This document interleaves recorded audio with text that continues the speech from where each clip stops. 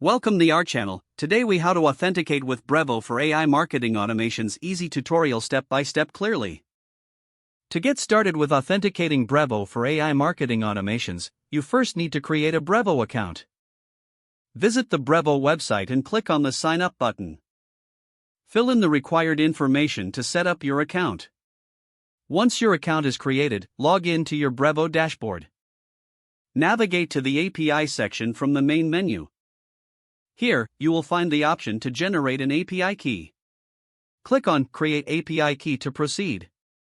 Name your API key appropriately for easy identification.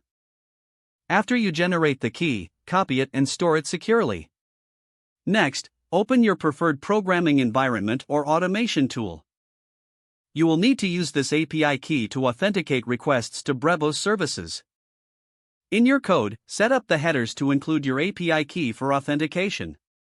Use a standard format like bearer, your _API key. Now, configure the base URL for Brevo's API endpoints. Start with the main endpoint, which is usually in the format https://api.brevo.com/v1. Before making API calls, make sure to test your connection. You can use tools like Postman for this purpose. Send a simple GET request to any accessible Brevo endpoint. Check the response to ensure that your authentication is working correctly. If you receive a successful response, your setup is complete. Now you can begin integrating Brevo's features into your AI marketing automations. This will allow for effective communication with your audience. Make sure to adhere to best practices while using the API for optimal performance.